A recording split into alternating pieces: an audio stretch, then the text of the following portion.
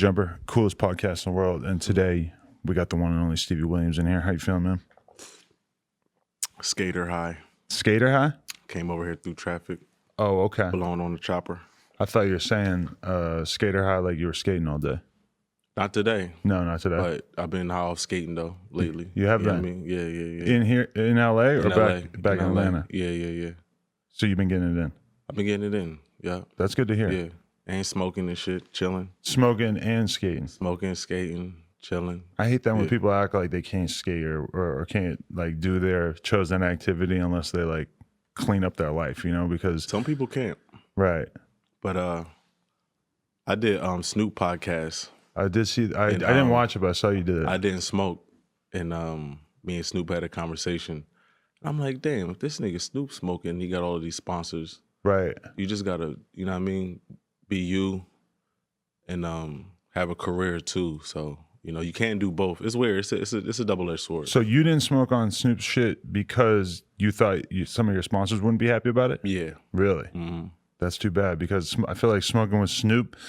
At this point, I might have smoked with enough famous people that it wouldn't seem like that big a deal. But like, I feel like a lot of people talk about that. Like, that's the ultimate person. It's a dream with. come true for sure. But to corporate motherfuckers that don't smoke, we don't share the same dreams. You feel me? That's crazy that shit has trickled over to skateboarding so much. You feel like a lot of skaters feel that kind of pressure? Yeah, because I mean, at the end of the day, we are athletes and we represent, you know, health and shit like that. But the lifestyle that come with skating is something that you know, it's just shit that come with skating. On the East Coast in particular, I feel like drinking and smoking is just like inseparable from the act. Facts. And then California, the weed is, you know, cannabis is legal. Yeah. It's a dispensary on every fucking corner. Yeah. Like, you know, the hardest thing is trying to get the kids not to get influenced by the cannabis. And that's kind of like what it's really about. Because skateboarding is like a kiddish like demographic or whatever. Right. Yeah. So, you know, you don't want to influence like 12, 13, 14, 15, 16-year-old kids to like, you know, get into cannabis, which I understand. So you just got to be like mindful of your career, like whatever you want to do, however you want to do it. You feel me? It's interesting though, because I feel like you coming out early in your career, that was a big part of your allure, was like, look at this dude who really, really represents like the heart of raw ass being in the street ass skating. Mm-hmm. Which I do. And to be honest with you, is when I started to really like steer away from being authentic is when shit got a little weird, you know? So, you know, I don't say I do what's expected, that people expect me to do, but I'm more like, you know, I know my role, my lane, and what I need to do. So, you know, cannabis has been a part of my whole shit. And it is what it is. That shit legal, so I stay on the West Coast with it. It's crazy because you know how it is in skating or whatever, where it's like on one hand, yeah, like people do want to see you doing good, but at the same time, like you put the energy drink hat on every day for the next couple of years, and motherfuckers are just gonna look at you different. It's just a little bit different vibe wise. Man, it's yeah, it's when you go too commercial, you can't come back. And the skaters are more perceptive of that than anyone. Immediately, you know, immediately. I mean, just like the BMXers are too. When we have our niche culture and we hold it so tight, like, you know, it's our child or whatever. It get a little different when things get too commercialized. Yeah, you know what I mean. And before I went too commercial, I just started, you know, trailing back and just really getting some more cultural things instead of being commercial. So, you know, cannabis been a part of my culture for shit since I can remember. And that's what I fuck with. That, skateboarding, just staying healthy, doing my thing, you know what I mean? Because you were one of the main dudes that, like, when I was young, because when I was kind of looking at, like, the time of which all this shit was happening, and, like, in BMX videos, there was, like, no rap, no cool urban BMX riders until about 2001, 2002. And like for us, we're always just looking at skateboarding as sort of like laying the groundwork for what was going on in the world or the culture or whatever. So we were looking at you like just as like, holy shit, this dude is like the most authentic East Coast. Like, because, you know, we knew people like you who were just like, you know, grimy ass kids, but who didn't weren't sponsored never yet. made it, yeah. But you made it before motherfuckers started really making it in BMX. And then you had all these like dudes from New York and stuff who started popping off. But you sort of like were laying that blueprint early on, which like to us, we were observing and just being like, holy fuck, like this is the future, crazy. you know? Well, I was only really doing what I was shown. Right. It wasn't just me. You know what I mean? I looked up to Javante Turner, Kareem Campbell, you know, John Reeves, just Ron Chapman. I mean, the list goes on, like, of other skaters, especially black, that came before me. You dig what I'm saying? It's just that when I got put on, I was just still so of a hood nigga. Like, I was homeless. You feel me? And I got put on, and you know, I was just doing me. You know, all this money was coming at me. I was learning so much shit. Like, I just was just being me, and being me appealed to like so many kids that inspired them to be them. Right. You know what I mean? Whether it was on the skateboard, BMX, and even rollerblading. You know what I mean? Like just being different. First and foremost, just having the guts to be different, and then also staying authentic too. So, you know, I wasn't told to like really calm it down until I started making commercial deals. You dig what I'm saying? Definitely. It's like that was like the whole switch. It was like, all right, you can't keep acting like that. Right. If you want to make it to this level. And I'm like, damn.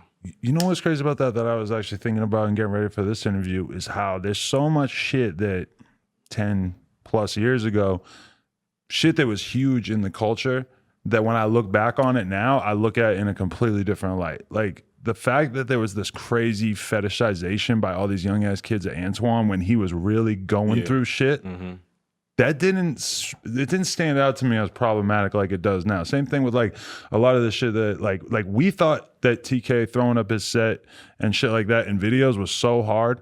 But when I thought that shit was hard. But when we look back on it now, I'm kind of like, damn, there's like a lot of like young kids who really were looking for like the worst epitomization of certain things because that appealed to them because they never had to deal with any of that shit. Yeah. You're absolutely right. I ain't even gonna front. But I'm gonna tell you this. It's a business, right? And either you talent or you're the owner. And in some cases, when we're not smart enough or we're not leveled enough to make certain decisions, but maybe our opinions get, you know, noticed, you just really there to be exploited. You know what I'm saying? But did you realize that as a young person that like these big companies really want to take the shit that is kind of symptomatic of shit that's bad in my neighborhood or shit that I'm dealing with, and they're kind of taking that and using that to promote their shit? No, not the sponsors that I came under. Right. Because what people don't realize is that even though you may see a pro skater, like that don't mean that we skate for the same company. Right. You know what I'm saying? Just like, you know, BMX and like, but the regular world, they may look at it like, oh, he a pro, and may not know the difference. Well, he a pro for DGK, and he's a pro for X, Y, and Z. Right. But it all really depends on what brand you come under and what influence comes with that brand. Because you seem like you were always pretty concerned with like having your shit represented the right way, one way or another, even from early on. It's like I had to. It was never goofy.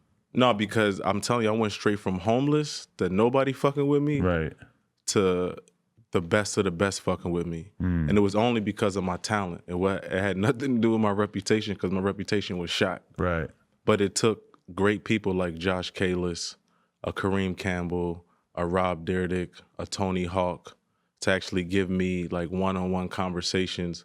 Colin McKay, Danny Way, Ken Block, you know what I mean, Rick Howard, like traveling the world and just having the opportunity to be with these guys that I looked at in a magazine.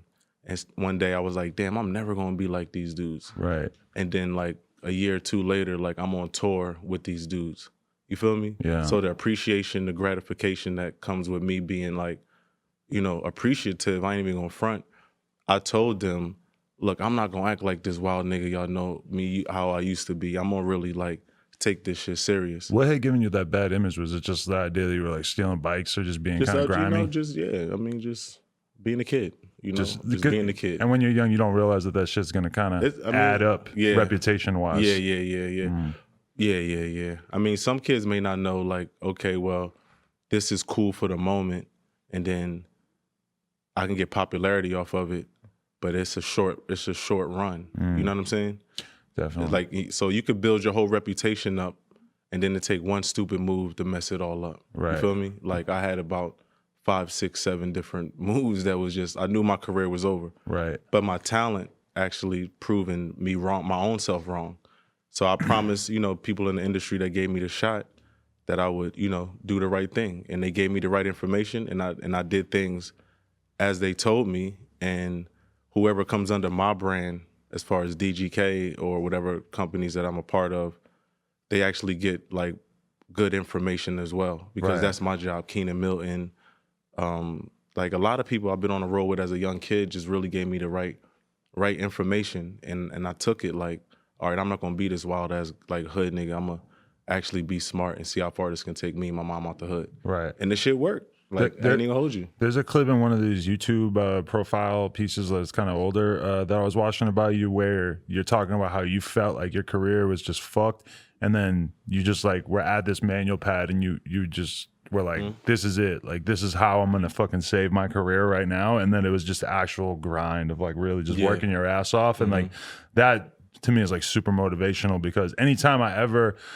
you know, feel like shit isn't necessarily going the right way business-wise or whatever, it's just always such a good feeling to be able to just really like physically just grind your ass off to the absolute brink of your abilities, and to know that that was the thing that actually allowed you to prosper because people saw how much work you were putting in. I mean, man, through my life, I ain't even gonna front, yo. Like, I was just telling my mom this the other day, like, it's those points right there in life where you like, fuck it, I gotta like give up, is right at that point is when you gotta go harder.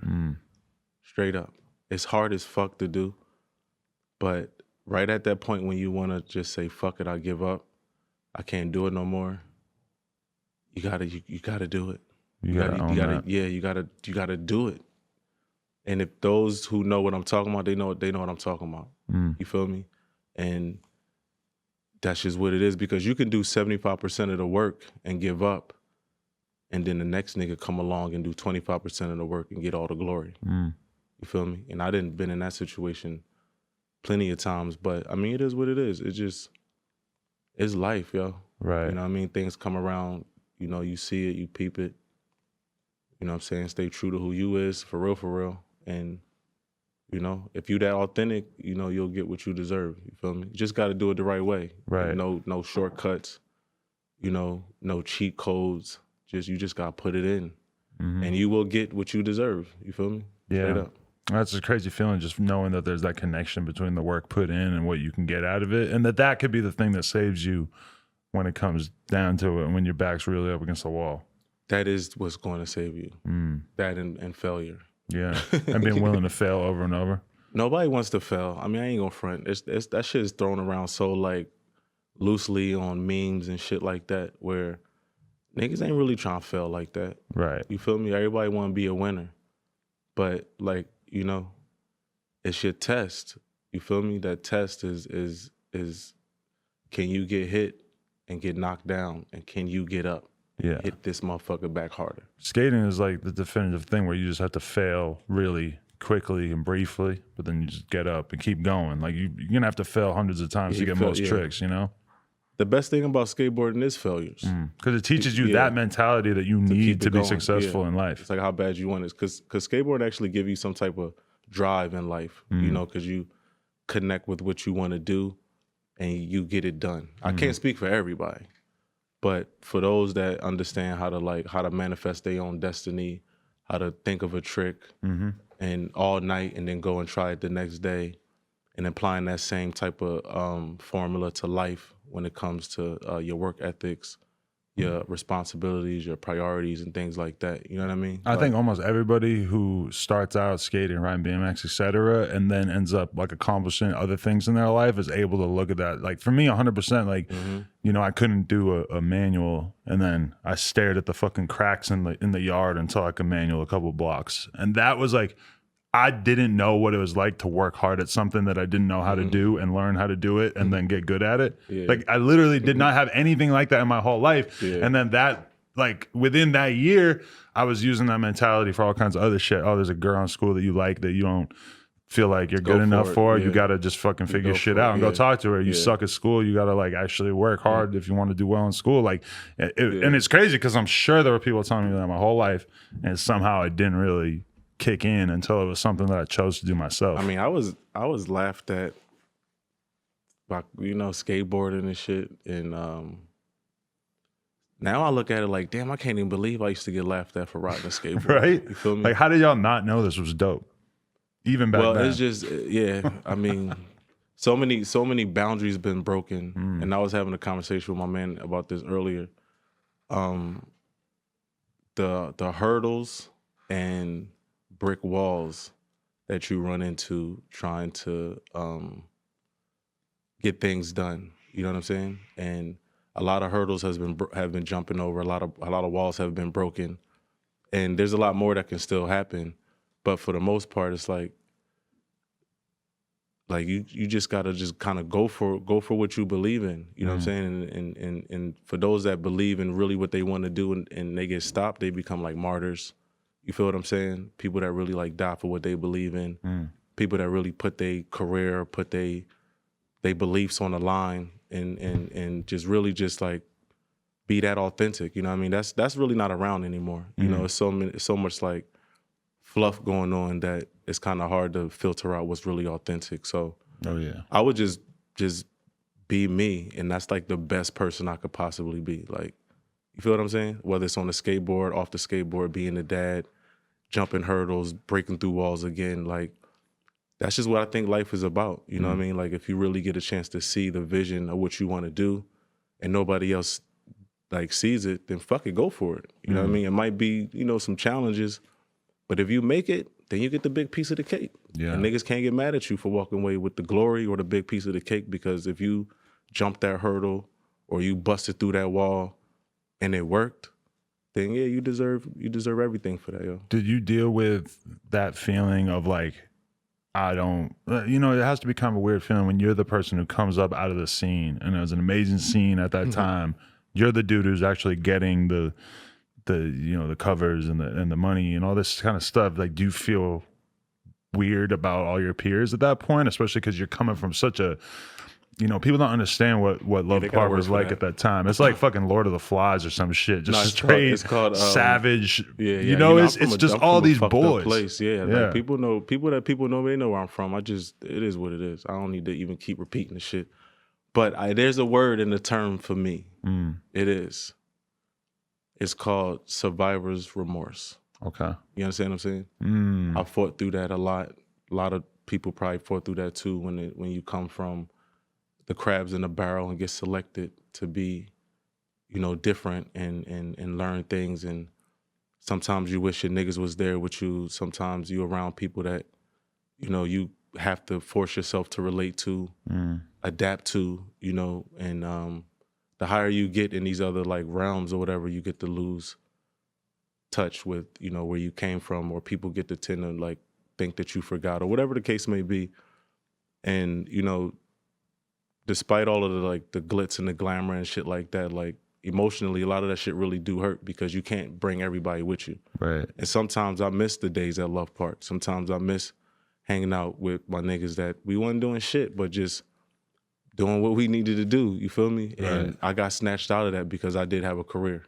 I was told, like, even by them to like, yo, go do your thing.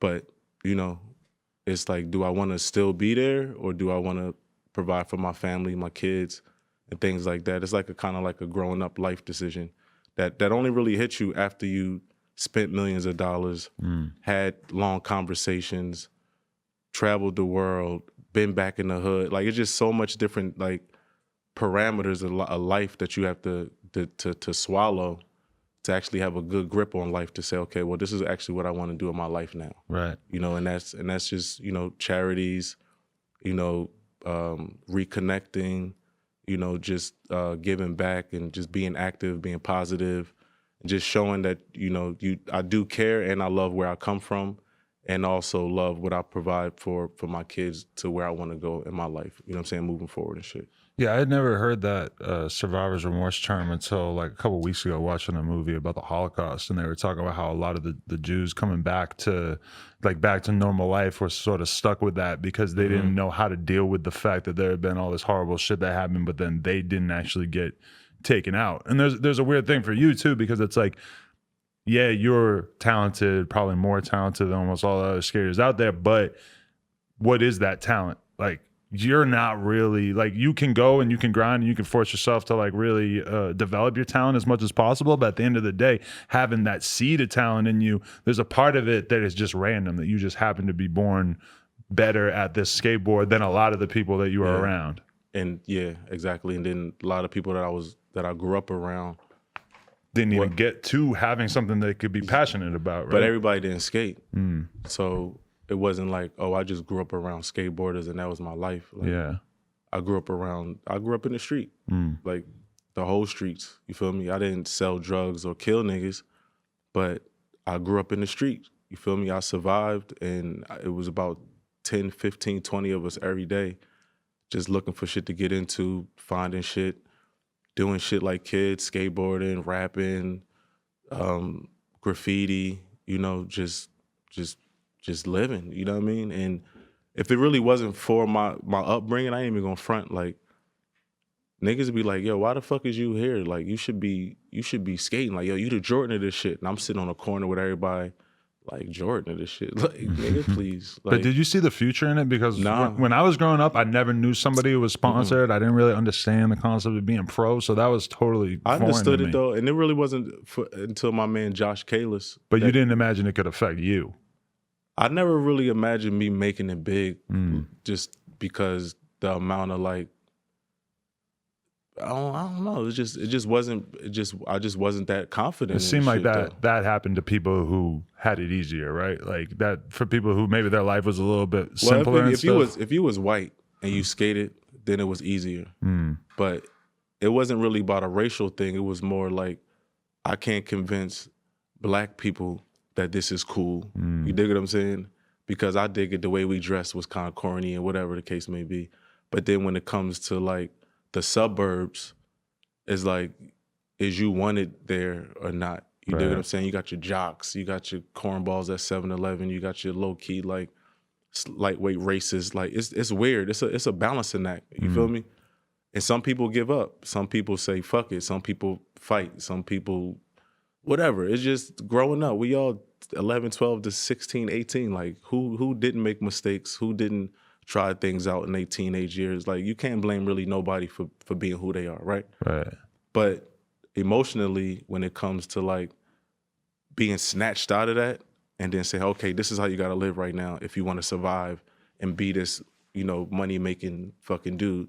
I'm like, damn, like, fuck. You know what I mean? Yeah. But when I'm, you know, at the crib, I had a crib on 51st in Florence. And I had a conversation with my mom, and I was like, yo, they want me to move to California. And they was like, the shit that I'm getting into now, I probably won't have no deal if I don't move. Because I was, you know, I had money, and it was crazy. Like, it was dope. But were you starting to realize, like, I have too much money, I'm starting to become kind of a target being around here like this? Yeah. I brought my mom a car. Then I brought a car through 20-inch Assassins on them, 215s in the back. Wow. And then my man Josh Kalis gave me a 4.0 Platinum Range Rover. Like, so niggas. And you guys were still living where you grew up? Yeah, like, yo, Crazy. It was crazy.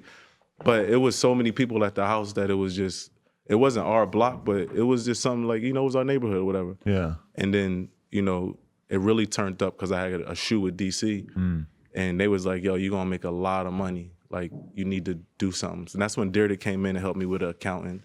Josh came in and, like, kind of just helped me understand, like, look, you know, you got to make the move. Like, things like that just was like, I didn't want to, but I see now how it affected me, my life, my future, Right. what I always wanted in life. And then it wouldn't really be no DGK like company if I didn't make that move to the West Coast too. So a lot of things turn out positive, and then the remorse comes from not being able to save everybody. Yeah, yeah, that hurts though. Because now it's been like 10, 15 years. You lose touch with a lot of people you're coming up with. It's like, and I got kids too, and you know, it's just, man, I miss my childhood, yo. Yeah, I really because do. everything's so simple when you're, you know, especially when I'm watching these videos, sort of reliving at least the skating part of your childhood. It's just like there must have been nothing cooler than just to have this fucking incredible legendary spot right in the middle of the city, and you just got like a fucking world developing there where it wasn't legendary. It wasn't yet legendary. We running from the cops 2-3 times a day. Right. It was come in, like once I started making money, I used to pull up at Love Park, still run from the cops. They're like, oh, this nigga, they just put a ticket on my car. You dig? Like Wow. It just got so big where it was we made it what it is. And I appreciate every last moment and second of everything that we did because it got taken away from us. I can't go there. I used to go there. Well, we used to always watch the videos, and then I think in the summer of 2003, I went there at like midnight with my friends, and we tried to ride, and I got a ticket in about 10 minutes. What, by the cops? Yeah. Yeah. 2003. Yeah. Yeah, because y'all can't run that fast. You gotta lead a bike. It's I was probably too stupid to run. Though. It's a trick to run. I was so new that I don't think I knew to run, and that the cop wasn't going to do anything if I did run. Yeah. I thought there was going to be like ambulances flying after me down the street and shit. Like, we got to get this guy. Man, you know what's crazy? I go past there and everything's gone. Everything now? I can't even. It's probably one of the hardest pills to swallow. Really? In my life. Yeah. Do you think that you could ever feel that, like, have that much of a vibe at another spot? And also, do you think that could ever exist at a skate plaza? No. Because it should be easier because you're not getting kicked out. Well, but instead, some of the allure is gone. On camera happen. So I have memories of everything that was never filmed. Okay. And I have friends that passed away. I have childhood memories of just like, yo, love was crazy. Because at that time, in the 90s, it wasn't all of this camera stuff. It wasn't technology. It was, oh, I need to be home by 8 o'clock because I just got this girl phone number and she might call before 8:30, or Martin coming on, like it was just so many different things to do naturally that even if I wasn't riding a skateboard the way I was raised, I would still miss my childhood. You know what I mean? Philadelphia is a great city, and the upbringing is just tough love. And if you could really understand the vibe of that, you could make it anywhere. You know what I mean? And that's why I think that I lasted so long, because where I come from is just it's a different place. Right. Yeah.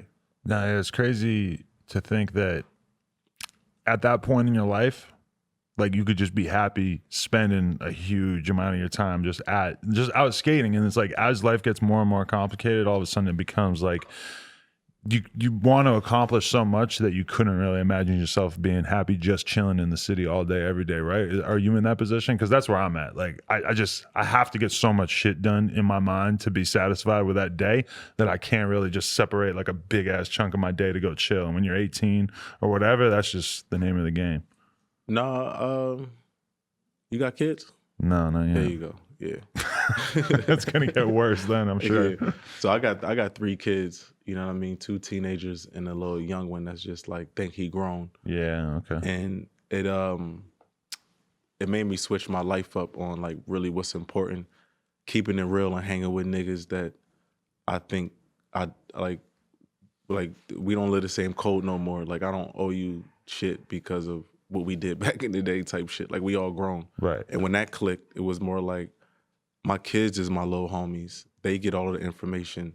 I went through all of this stuff for them. So I explained to them through my trial and errors, my trial and tribulations on like how to handle this stuff, because they not surviving. They don't survive. They're just kids. Right. You dig? Like, my childhood was totally different than my kids. So I don't want them growing up with the same adversity challenges. Now, I don't know the challenges they gonna get for being who they are now, but they still get my support. But as far as me not giving them the same challenges that was thrown my way, like that's another job on my own. You feel me? So outside of like my career, just me being a human being, you know, me being the best person I can be, as authentic, so I can be like the best dad possible to my kids, which is, you know what I mean, not perfect, but at the end of the day, like that, I want that to reflect who I am as a human being, not just like some nigga that's jump on a fucking skateboard because he from the hood. You know what I'm saying? Because I lived that already. That shit is it's crazy. Like, how do you balance that though? Like in terms of trying to be the best dad possible, but then also trying to stay relevant as a skater and continue to enjoy skating? that shit hard. Because I go through my like upbringing and think like, you know, it's normal. But then I look at my kids and be like, damn, you know, he ain't nothing like how I grew up. Right. And then I look at DGK, the skateboard company, and see all of the dope kids that come from under the brand. You know what I'm saying? My homie Cooley that helped me like structure it. My partner Troy, like everybody that actually been with the brand DGK for the past like 17 years. Like we all came a long way. You dig what I'm saying? So even though it's a reflection of me, I'm still a reflection of everything that gets done, from the business, the skate team, me being the dad, business, like, you know, just having some downtime to chill and just, you know what I mean? Just showing what I learned over the past 20 years and not just like flexing, you feel me? Like it's good to do both, but it's good to balance it out because, you know what I mean? You gotta have some type of longevity in the shit. So I'm kind of just like a reflection of my brand, to be honest with you. What was it having kids though? Like, how excited are they about the skating thing, or is it ever like a challenge for them to? Is there like a day where they just decide that they get it and they think it's dope? My youngest son, he skate, and like he make me skate more because he's so into it, right? Really? My oldest son, he play ball, he the truth, and my daughter, she just like, you know, artistic and creative. So I don't know, it works though, because skateboarding ain't just like, oh, hop on a board. It's like design aspects, it's creativity. Right. There's photography, editing, being able to have the eye, being able to communicate, being able to just travel. I mean, it's a lot that come with it, yo. I ain't even gonna like I really realized that one year when I went to Woodward, and I realized that they had a fucking video and like photo department now. Like there were like little kids like marching around with like a video camera backpack, and I would be like, that kid doesn't look like he belongs here. And then I realized like, oh, he wants to be a filmer. Yeah, that's crazy. But there are a lot of legit ways that you can interact with this shit besides just being good as fuck on a board or whatever. And this is why skateboarding is such a blessing, right? Because even though you're a kid and you like 12, 13, maybe 15, you like, damn, I'm never going to be sponsored. But that don't mean you got to give up. You could still find ways to contribute to help your homies if they're your homies, you know? Learn how to film, learn how to edit, learn how to take photos. You know, you can be the one, if you're 16, you got the card, navigation. A lot of sponsored kids need moral support, because when you do get sponsored, the sponsor takes you from your homies and then they place you with the team. So you miss your friends. Everybody want to go back home. It's like, it's a lot that come with it. So you don't have to just give up because you ain't good at it. You can just find your place and help out and be a part of the squad, because now skaters got their own squads, and you can't tell anybody they can't do anything with the power of like free social media. That's the blessing. That's gonna be the scary shit for somebody in your position who's interested in building brands and shit, is that these kids see adults building brands and then they sort of just like mirror all the techniques that they're doing, but they're young and they're raw and they got all this time on their hands and shit, and they can end up like basically forming brands that end up looking almost as cool or cooler in some perspective. The keyword almost. Almost? Okay, let's go to almost. Yeah. Only because they don't have the experience. Right. You know? And I don't discourage anybody from starting their own shit. Like, hell yeah, do it. Yeah. And then you'll learn what it takes to be a nigga like me. You feel me? Right. Because I was that same dude thinking I could just start my own shit, and I did.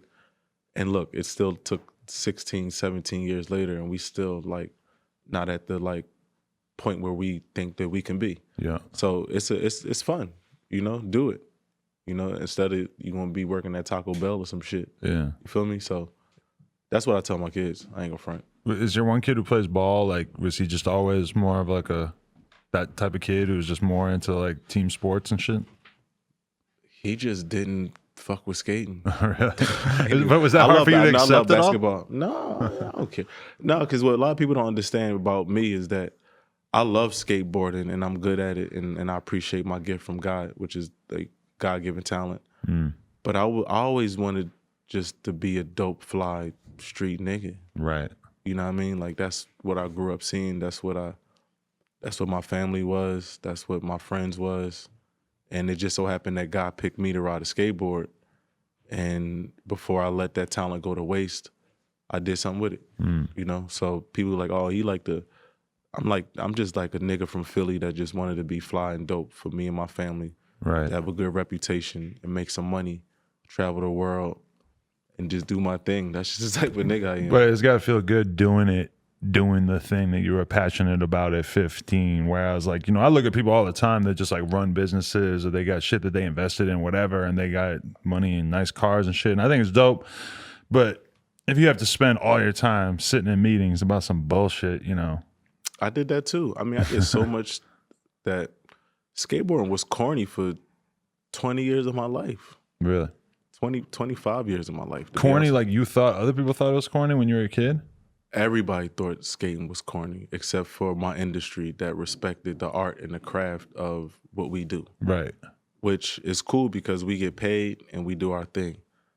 But off the board, like 15 years ago, 20 years ago, you tell anybody, whether it's a girl, a rapper, somebody popular or famous, like, yeah, I'm a professional skateboarder. They be like, they'll laugh. Like it's like a little silent smirk, or like they don't believe you. But you don't think people understood that by like 2000? Like Tony Hawk 2, Jackass type era was when everybody started to like think it was kind of cool. But I guess you're coming from a different world. Not from the hood. Like, and I appreciate the fight to making it cool. Right. But it was like dudes like Pharrell, Lil Wayne, Justin Bieber, Wiz Khalifa, anybody that actually like, Lupe Fiasco, like Rich the Kid, a lot of people that was popular enough to hop on a skateboard to give it light for it to be barbershop talk. You dig what I'm saying? That's why I give TK all of the credit in the world, because he made it at a popular point so much that with him dating the joint Angela Simmons, like skateboarding became like somewhat of barbershop beauty talk. You dig what I'm saying? And where we from, that's like you made it if they talking about you at the barbershop, right? Yeah. That's hilarious, bro. But then they're still talking about who Muska gave dick to back in the day too. There's like so many people that like skaters just fucking with a famous chick was like huge at that time. That's what we do though. Like it's we the grimy dirt balls that they really fuck with. But it's just because our lifestyle, whatever. But I noticed that like as far as the culture, because it wasn't until Wayne really started skating and took it like to the next level where it became like kind of talk of the barbershop, where it's like, this nigga Wayne crazy, this nigga riding a motherfucking skateboard. It was like, damn, like breaking the mold, like I said earlier, like taking those hurdles or breaking the mold or breaking that wall down for people to just like see it a certain way. It takes somebody like a Pharrell, like a Wayne, or somebody that just say, fuck what everybody think. I'm going to do this anyway. And that's the attitude we all have. Was that a little bit weird for you, though? Like you're putting in work for all these years, and then all of a sudden Lil Wayne does an ollie, and then a lot of people just are convinced that you're tight now. Like, and it has nothing to do with anything. You're still doing what you're doing. Yeah, I mean. What was that like? Was it no, Wayne my man. No, that's my dog. Yeah. And that's actually what's crazy. It was more like when Pharrell came, I felt like a little challenged. Skateboard P. Yeah, Skateboard P. and me and Pharrell cool. I talked to Pharrell about it, and I had my differences because I was younger, and what I didn't realize is that we both was actually fighting for the same fight. You know what I mean? I just didn't clearly understand entertainment at that time, and if I did, I probably would have did it the same way, but I just would have had a better understanding. You know what I mean? It's funny as fuck to me because Wayne, as a skateboarder has aged well. Like he clearly is like really committed to it and still Facts. talks about it all the Yeah. time. He was on the 9 Club a couple months ago, whatever. That's my dog. Yeah. That's amazing. When I saw it and it was like, whoa, this might be too much, was when I seen Soulja Boy standing on a skateboard rapping and he wasn't even moving. He was just rapping into the camera, standing on the board. I'm like, that's what I'm talking that about. might be too much right the there. The influence of somebody that big magnifies like the culture so well that a nigga like me can't even do nothing about it but appreciate it. You feel what I'm saying? But that must have been great for you because it's like, oh, now skateboarding is cool, and you're the dude who actually has been getting paid and has been getting photos in magazines and all this shit for all these years. Everybody probably has to then look away from Wayne and be like, oh, so Stevie's like the really valid dude. No, you don't feel like that's how it worked out? Fuck no, it never works out that way. No, it don't work like that. It don't work that way for Stevie for some reason. Really? Yeah, it's cool though. I mean, that's interesting. It's only because I don't really give a fuck. Like I skate. You know what I mean? I'm a skate rat, skate nerd, and I appreciate everything that everybody does to put the shit in the faces of people that make it cool. I can't do it by myself, and I'm not trying to. So I give it up for people that really do it the way they do it. And I didn't talk to Wayne about it. We had countless hours about skateboarding and going over tricks, and we didn't travel. And I appreciate everything that he did. Even for Soulja Boy to stand on the skateboard too, even ironic as that, it's just any attention that can give to the little kids for inspiration to know that this was a tool that can actually get you out of your circumstances if you're in some difficult circumstances. This should get you out the hood. Do you ever think about that, like what skateboarding's cultural footprint is right now? Because like, I don't know exactly what year did you decide to really start skating, or like what made you think it was cool early on? Like on TV and in the media and shit. Like Police Academy Part 2. Oh really? That's what got you? You ever see that movie? I'm sure I did, but I don't remember the skateboarding part. It was real quick. It was like they were skating through the mall and they was running from the cops. I thought that was dope. Right. And then Gleaming the Cube, when, you know, a bunch of skaters and the dude went under the truck, and I thought that was lit too and a kid. And then ironically, I was downtown with my dad and I seen a whole bunch of skaters, and I'm like, damn, that's like, like that's real. I thought it was like some movie shit. Yeah. And then I don't know, a few years later, when a few years went past or whatever, I don't know, I don't really have time. But my cousin Kev, he popped up with a skateboard, and the whole block was skating. And I thought that was like, you know what I mean, the coolest thing, until I found out that you can really be like a professional skateboarder, and you could travel the world and they pay you money, and it was a wrap from there. Because you were talking about this friend Sean, right? Yeah, my man Sean. But you were talking about how he rode BMX bikes, and you're like, yeah, I was trying to learn cherry pickers and shit. I'm like, man, nobody knows what. Even BMX kids out there do not know what a fucking cherry picker is anymore. Yeah, because it was like this little alley we used to like play in, right? Yeah. Handball, skateboards, and then bikes. So my mom brought this dope ass bike with the brakes and the handlebars that could do 360. The gyro on it. Yeah, right. And then it came with 2 tapes. Okay. So my man Sean used to let us watch the tapes at his crib, and they used to explain on the tapes how to do like the cherry picker and all of that stuff. But I wound up trading my bike to my man Boo for a skateboard. And then Sean had skateboard videos too, and he could skate and BMX, and he sold crack. It was crazy. Wow. You feel me? It was like straight hood shit. Renaissance man. Yeah, he was the only flyest skateboard nigga that I know, with skating in Guess jeans and Gazelle shades with the polo tee. Right. Pocket full of crack, but he was doing all these tricks, and I'm like, damn, this nigga, like you can be. Like, that was my first low-key role model on some hood shit. Like, you could still be a fly hood nigga and ride a skateboard. It's just that proving it to the world is it's hard. That's a hard thing. But yeah, that's a hard thing. Like, around that time, like, there was so many things that were coming out in the media and shit, whether it was Jackass or Tony Hawk or whatever, that was like putting skateboarding in front of kids' eyes.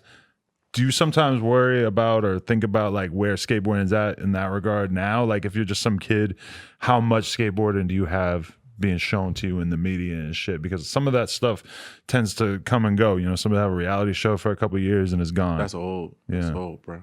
That's the old way of exposing it. Yeah, because I got a 16-year-old daughter, 13-year-old son. She's on YouTube, I'm assuming. Yeah, it's different. It ain't like how it was back then. It's they pick who they want to watch. True. Like we had to be programmed. Yeah. To be home at 8 or be there at 9. Wasn't no recording it back. Wasn't no pausing it. It was, you know, we come from like telephone ringing and things like that, beepers and shit. So nowadays, if you can just catch up with the kids these days and understand how easily influenced they are, how selective they are, they watch what they want to watch, they get in their little huddles. It's like, how do you get in the minds of the huddles? You dig what I'm saying? Like, that's the new, like, kind of understanding of new age thinking is weird. It's like, so this is my thing. Do I teach my kids or do I show my kids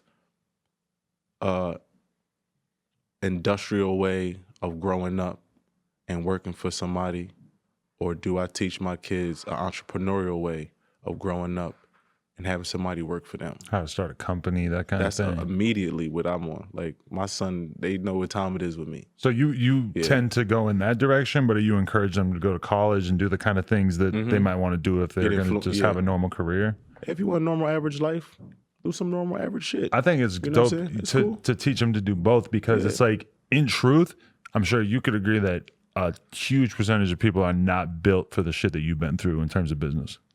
Yeah, I'm not really worrying about them. I'm talking about my kids. Right, yeah. So if they want to be average, then they can come work for me, right? Or if they want to learn something that they pick up along the way from high school, then yeah, go out there and figure it out. But the way that I think these kids are rebelling against the school system and things like that now is only because there's no creative outlet in the schools like there are creative outlets on the phone. In school, you can't be selective on which inspires you to be great and do great, because you're graded on how great they think you are. Right. It's weird. You feel me? But, you know, I didn't graduate high school, yo. Really? I ran away and hitchhiked from Philly to LA, to San Francisco to be a professional skateboarder. Which is amazing that actually worked. Because thinking about hitchhiking across the country now, it's like, how the fuck did that actually work? Yeah, it worked. That's what I'm saying. I got away with shit in the 90s that you couldn't even do now. For real. But I don't like put that out there for kids to follow my blueprint. I just kind of make sure like I do as much market research as possible through my own kids to see where this future is kind of going. Because the kids nowadays, they really hold the key to the future. And if you can't relate with them within these little huddles that they're in, then it's going to be hard for you to make any kind of like real breakthroughs. I think probably the biggest challenge for skateboarding is like, how do you make skateboarding look more fun than fucking video games? Because a kid, the style, yo. Fortnite costs $0. You can play it on any system, any computer, and it's like the biggest thing in the fucking world. Fortnite costs money though. But well, if you want to buy some skins and you shit, have to. No, that's what I'm telling you. Like because you don't got kids, you don't know. Like, yeah, I don't know how important the V-Bucks are. This how important it is. You ain't cool if you ain't got that shit. Right. Like it goes from like how it was back in the day with sneakers. Like if you ain't got the new Jordans on, you like a cornball, right? Goddamn. If you on Fortnite and you got the old corny skin and you ain't got no V-Bucks, yo, you broke. And you it's crazy. You can't hang out with us over here. But then how does skateboarding compare to that when it's like you probably got to spend at least like $100 a month on boards and shit that you need? Well, skateboarding make you physically active, and it takes you away from, it takes at least 3 to 5, maybe 6 hours away from you playing a non-active sport, right? Than somebody that's been in a crib for 12 hours playing a non-active sport, opposed to somebody that's being 6 hours being active and 6 hours not being active. And within that other 6 hours, you got eating, you got bathroom, like, so it's kind of broken down. And that's where like the parenting come in, where if you care about your kids like mental wealth or health and well-being, then you would say, all right, well, here goes some activities. and after your homework and your chores and all that type of shit is done, or on the weekends you can get into Fortnite. That's what kind of me and my son mom do, right? But then when he get on Fortnite, him and his homies, yo, if you're not as cool as them, you can't play with them. That's just the rules. It's the rules that we gotta like kind of not reform to, but if we really want to understand how to get into the minds of these huddles of the kids, right? We gotta basically do a little bit more market research. That's where skating come in at, because it's cool. You got fashion, right, music, entertainment. You sell your own videos. You can make your own editing. You can be your own person, and then you put it up, and people give you your props, yo. And that's what skateboarding is about. That's why it's so important, I think, to just from a young age, like you can't just have a kid only playing video games and only always being on the phone and always watching TV and shit. You got to show them the actual reward of hard work. I try. Yeah. But it comes from them knowing, like, you know, I don't know. I can't speak for every parent. It's weird. But like I'm saying, skateboarding at a certain age, you like, I want to turn pro or I can't turn pro. I want to get sponsored. I want to do this. I want to do that. So your drive for something in life is different. Skateboarding, low-key, was a father figure to me almost. You know, like it was a religion. Like I almost got into anything.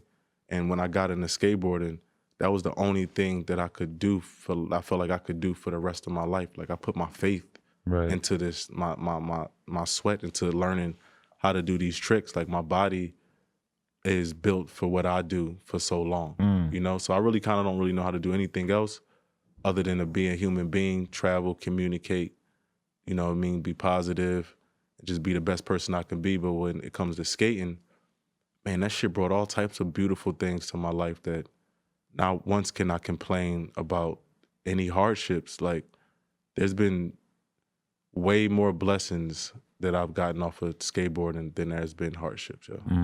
Like way more. You know, yeah, I mean, it's just crazy because the last thing I was saying about this is that I just worry about it because it's not really a fair fight, because a lot of these social media apps and shit, video games, they're literally designed to be as addictive as possible and to keep you coming back for more and more information. And it can be really hard for something that really at the end of the day is just a basic physical object that you have to create your fun with it. Like a skateboard ain't fun unless you actually learn how to push down the street, learn how to ollie off the ground. And that, just to get to the point where you know how to ollie, for a lot of people, it's gonna be weeks and weeks of work. Yeah. You sit down and play a video game or you go on Twitter, it's automatically like here, more. It's feeding you to make it as addictive as possible. It's hard for like old school shit to necessarily keep up when you got people in laboratories, you got fucking China designing this shit to run your mind. But look, skateboarding about to be in the 2020 Olympics, yo. Very important. That's huge. Like, that's huge. It's a sport that they said was a dangerous sport, first of all. It wasn't even classified as a sport. It's like a hobby. And then now it's like a $5, maybe $6 billion industry. It's the 4th most popular sport worldwide, after like soccer or some shit like that. Basketball, soccer, football, some shit like that. You know what I mean? That's insane. So I just feel good contributing to that, you know, the planet Earth. And I know that there's nobody else on this whole planet Earth that shares the same style as me. And I'm grateful for that, yo. You know what I mean? Even if, you know, it don't make me as big as I want to be, like I'm actually really like, I feel great. Definitely. You feel me? That I contribute to something to this world, yo. Do you because like one thing that's crazy that I've seen in the media and shit is just that finally you see actual news organizations writing articles about how skate stoppers are kind of fucked up, and it's usually them talking about it because it's like, oh, they put this shit here so that homeless people can't sleep on these benches. But then it's also like finally these organizations writing about it like, oh, isn't it kind of fucked up to like install this shit all over ledges just so the kids can't have fun on it? And I'm like, I've been thinking that for like 20 fucking years, and now finally this is sort of starting to become like a mainstream opinion.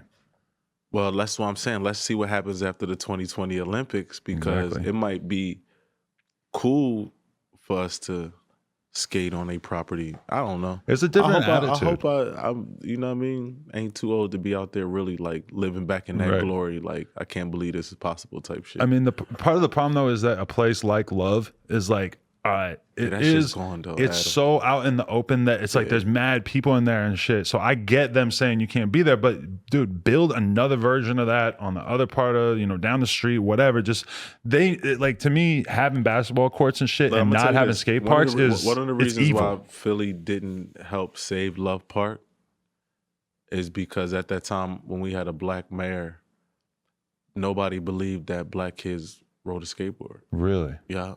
Wow. And if I had if I had $1 for every time I heard that, I would probably be a billionaire. Yeah. Really? Yep. I didn't heard that from corporates. I didn't heard that from agencies. I didn't heard that from like just entrepreneurs, just people that I'm like, nah, we skate. They genuinely don't believe They that just genuinely they believe are that marketing black to them. kids, that they just genuinely believe that black kids don't ride a skateboard. Wow. And I'm like, damn. You're really out of touch. And who am I to tell them that they out of touch? I'm just little old Stevie sitting up here with this big ass skateboard flag, like, yo, we really do this. And they like, nah, I don't think so. Yeah. So it's not really in my power.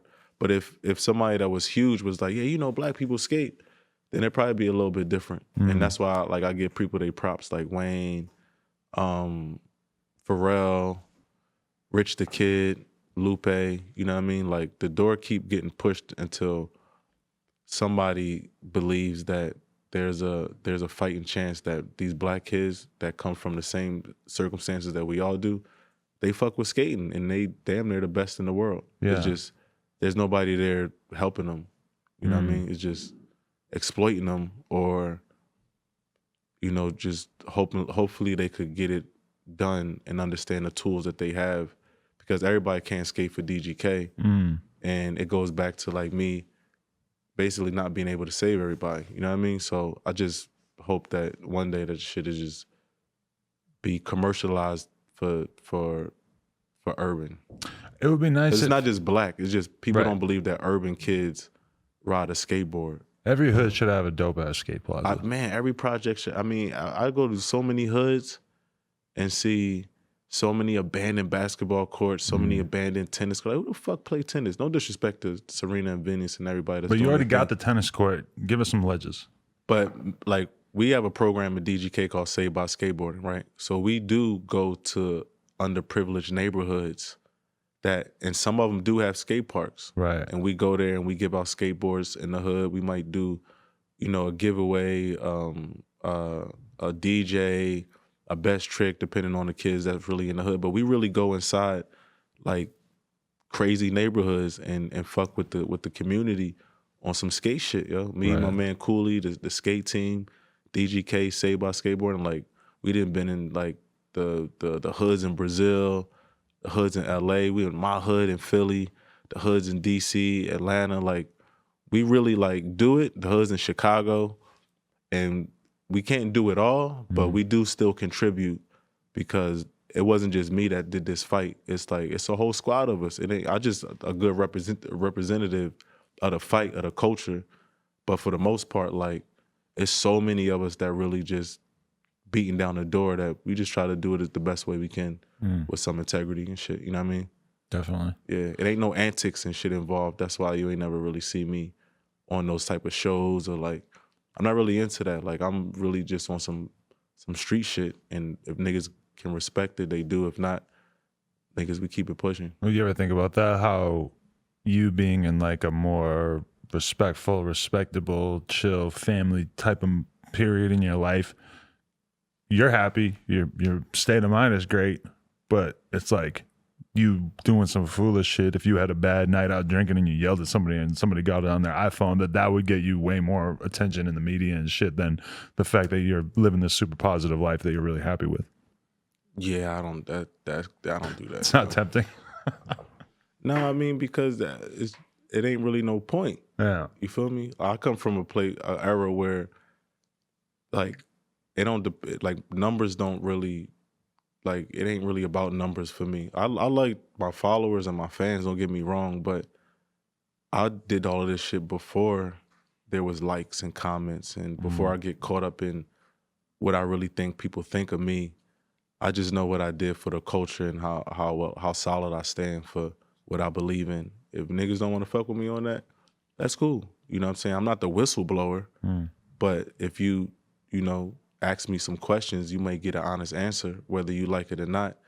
And I'm not really with the fraud shit. I'm not with the antics or all of that shit. I'm just Stevie, my nigga. And either you fuck with me or you don't.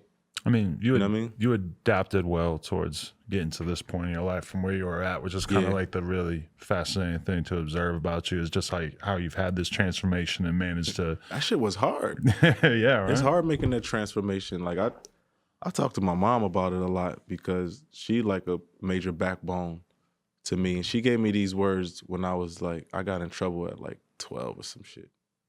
I forget what I did.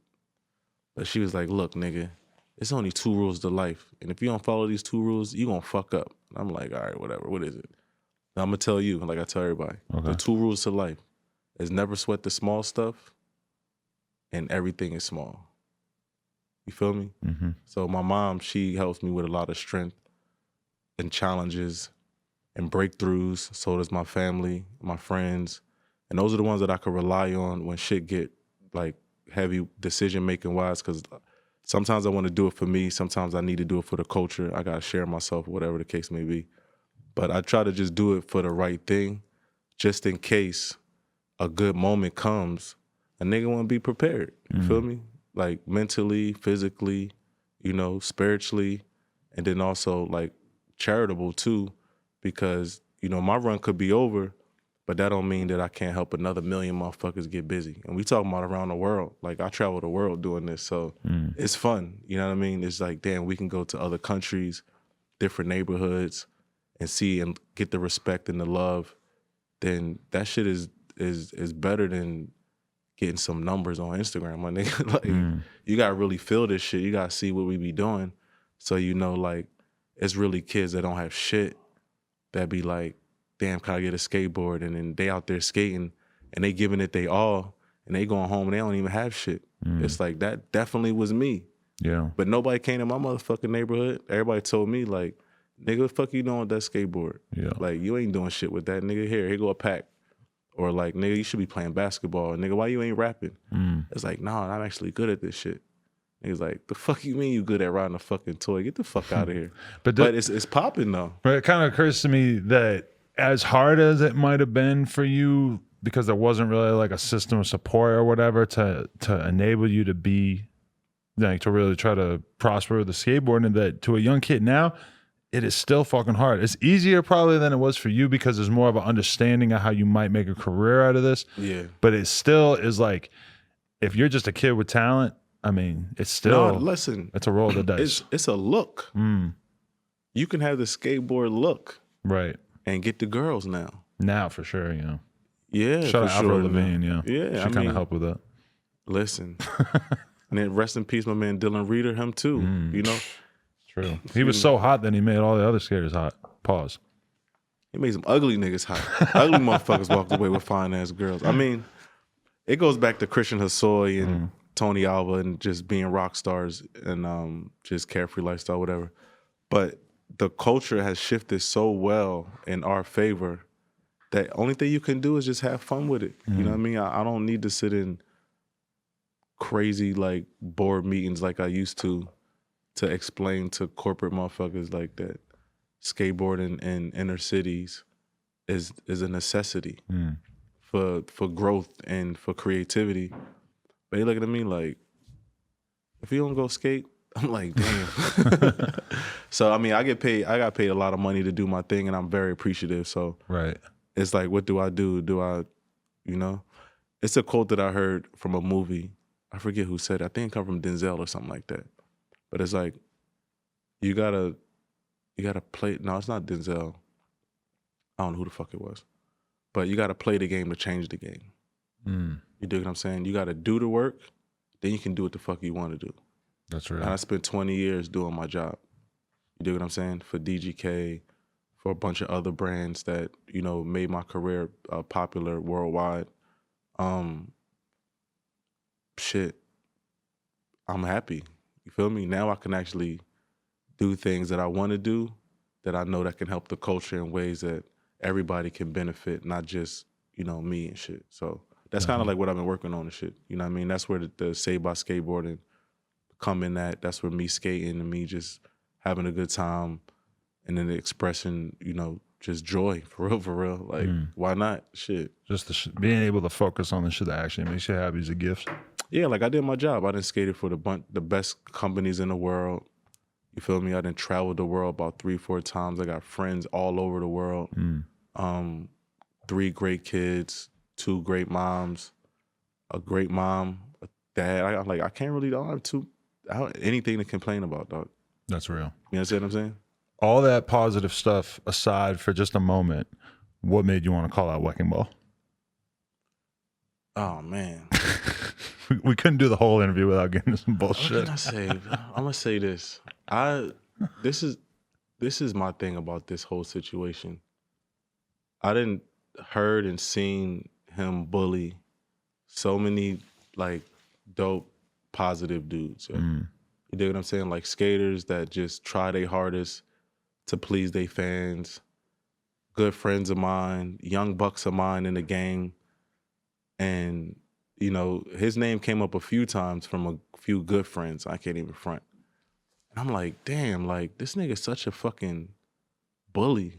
Like, so I put up a picture of me, like, working out, something I did, and he commented.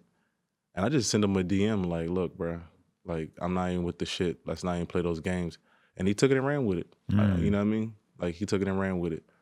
And it's all entertainment. A lot of people would be kind of scared to respond to him because they wouldn't want to become his person that he's talking about that week.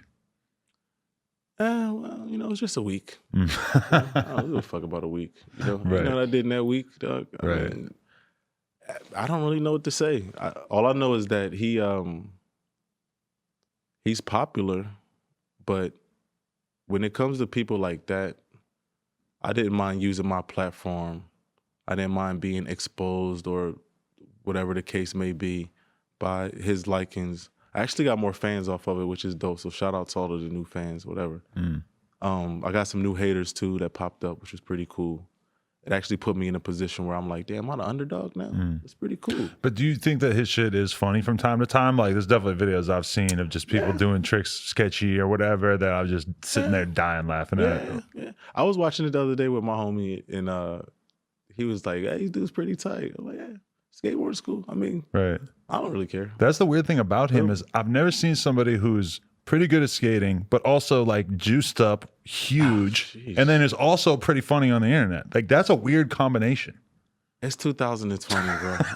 You could kind of do whatever you want to do. Anything's possible. And if it works, it works. It just, I didn't mind using my platform to expose somebody that I thought was like being a bully. You know what I'm saying? And with all of the stuff that's going on now with kids acting crazy, kids shooting up schools, just being misdirected, I would be like, damn, bro, you can't use your fucking platform for anything like positive, especially if you're trying to be a pro skater. Like that's just kind of how I look at it. And that's what I was hitting them with on the DM. Like, yo, you don't think like you should be a little bit more influential if you got all of these kids following you, because you leading all these niggas into like a brick wall if they think that they could do what you do to get put on because you're not put on. But you want to know something I really notice about that kind of shit is because there's been like similar accounts to his in BMX as well, is that once people get to the point where they don't think that they're going to have a career in the industry or as a pro or whatever,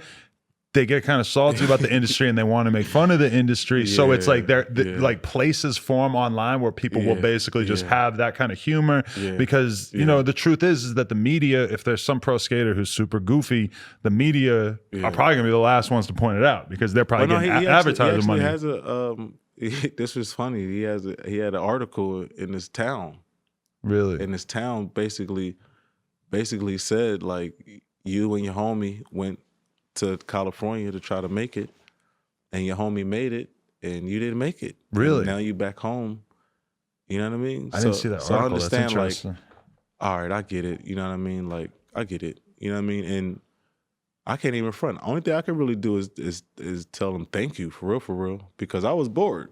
I was, you know what I mean? You had time that day. I actually had time like for like 4 weeks because I did this like 6-week boot camp workout. So I'm up 8 in the morning. Oh, I'm really? making oatmeal and shit like on Instagram, and I found a new friend. How many hours a day were you working out? I don't know, like an hour, 2. Oh, okay. Yeah, it's just like Really fast shit. Committed diet and all that shit. And all the shit like that. But at that point, 2 months ago, it was like, what the fuck am I doing talking to this dude? And then the results of it now, because like I don't even really take it that serious. I can actually be like, damn, thank you, bro, because I got like super psyched off of skating again. Probably like 3,000 extra of his fans, people seeing what I want to do. But to be honest with you, like I ain't really tripping though. You know what I mean? I wish him the best because I'm already put on. Right. Like niggas want to get put on. I just want to let niggas know that's not how you get put on. That's got to be a good feeling, though, because a lot of people, like, if you're a sponsored pro, your spot is not solidified. Your spot could be ripped away from you in any given minute. Especially with a nigga like Weckingball, like, he start pointing out things and, like, you know what I mean? It's like, but then, you know, this is 2020, so if you're going to be a pro these days, because it wasn't like that back then, but if you're going to be a pro these days, then obviously you have to worry about dudes like him. You know, if you're LeBron James and you playing somewhere, you got to worry about the heckling fans. You know, it's a part of the professional job.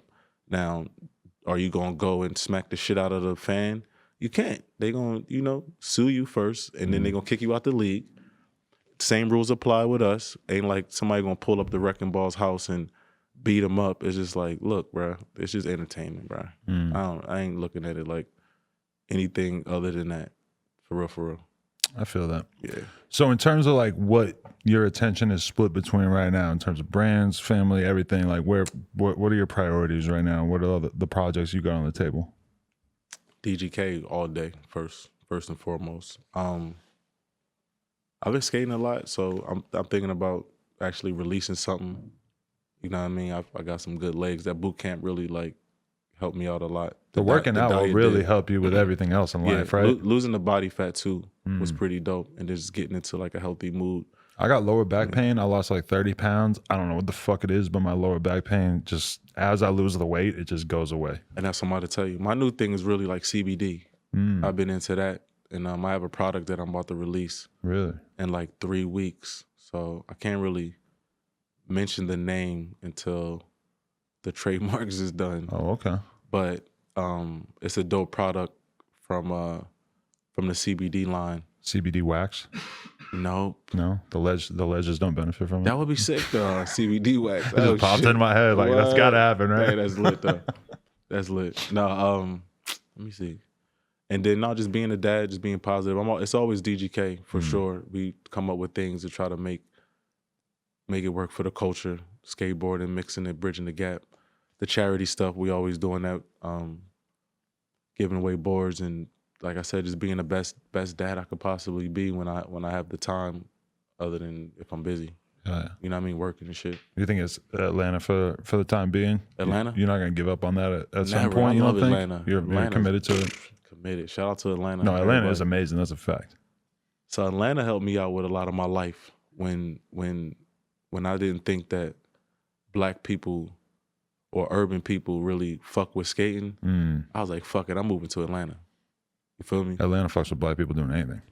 Man, you could be the best hopscotch player out this motherfucker. Like, I have a friend of mine who told me that he's like, man, I'm about to move to Atlanta and just start a car wash because it'll just be like a black-owned car wash, and I know people are gonna fuck with it.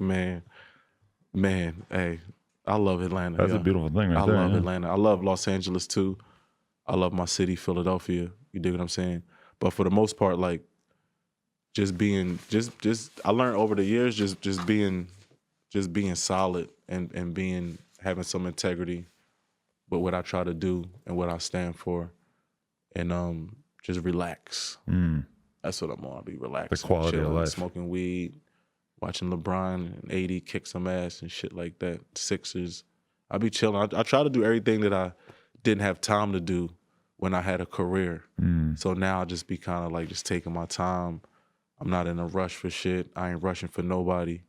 I'm more like just being available when my kids need me or when my job calls so I can make some bread. You know, but shooting for all of the extra shit I used to do, yeah, I'm chilling. That's what's up. Yeah. The words of somebody who's accomplished a lot, influenced a lot of people. That's what you would want to get to in life, right? Exactly. Yeah. Being able to just relax. I have those kind of conversations with people a lot because it feels like successful people are always like on a scale of, you know, somebody who just made their first $100,000 and they're starting to feel like, you might start to get to a point where you feel like, oh, I can kick back a little bit. And then I met somebody the other day. Yeah, that honey gonna go quick. Yeah, I know that might not be enough to really feel like you could chill. But I was talking to somebody the other day that probably got 10, 20, $30 million in the bank. And that's always what they're sort of starting to get to, is like realizing, oh, like spending time with my family is important. Like once they start to get to that position where they feel comfortable, you know? Yeah, and I balance. I'm not even 1,000% comfortable. It's just when I told you like earlier in the interview, that point where you want to give up, you gotta do a little bit more. Like those are like milestones in my life sometimes, because like I be wanting to give up, but then like if I give up, like who am I gonna give it to? And I ain't trying to give it up. So I try to balance out the important time and explain that to my kids too, that, you know, you can be involved with me as I'm still trying to work my thing, and you can help me or let me know how I can help you when you start working your thing. But you gotta have a thing. Definitely. You gotta have a thing. And if you don't want a thing, then nigga, I'll probably be ordering from you at Taco Bell or some shit. But for the most part, like leading by example is what I like to do. And when I do call it quits, it should be like a relaxed, comfortable, appreciative situation where it's like, that's where I want to get to in life. So I gotta learn it, and that's what I'm practicing. Well said. All right. Stevie Williams. No Jumper. G. Appreciate you, What's G. your boy? Been meaning to do this for a while. I'm glad we finally got it in. Yes. Hell yeah. Stevie Williams, No Jumper, coolest podcast in the world. Check us out on YouTube, SoundCloud, iTunes. Like, comment, subscribe. No Jumper Cushion Stores, nojumper.com if you want support. Man, you need to give me a bag of that shit, man. Do we got any? Shit, we might be out. This thing's jump right in that bag. This shit empty. Appreciate you, man. All right, my G. Hey, yo, what's up? This your boy, Stevie Williams, DGK all day. Thanks for watching my interview on No Jumper. And make sure you like, subscribe, and comment. You feel me? Holla.